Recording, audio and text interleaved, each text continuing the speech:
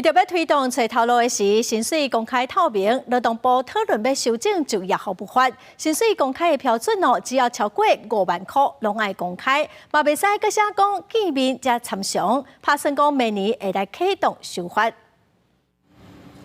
点开求职网站，伫薪水大区这边常常看到便宜这两字。不过，按算为明年开始，劳动部推动就业服务法修法，未来若薪水不到5万，拢爱公开薪水范围。因为劳动部统计，公开薪水上路6年来，总共受理440件检举，开发55件，开发率干那12.5%。我觉得就是写清楚，让我也可以就是直接还没有进去的时候，我就了解到，这是不是适合我的？可能你会至少有个底在，就不用再去当面再去讲。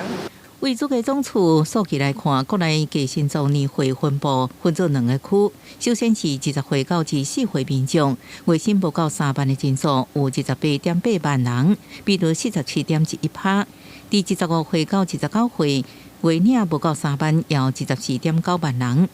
65岁以上是占国内计薪族群的一半。社会新鲜人，他们可能比较没有那个薪资议价的这个经验比较不足，可以让他们可以保障工作的权益。为保障促进人员的薪水议价能力，未来薪水不到5万的头路，拢禁止写便宜。不过有金融业者认为，爱全体适用，才能对薪水透明有帮助。做全部揭露这样的原则，我想对于这些谋职求职的劳工来讲，更透明的资讯更有助于他去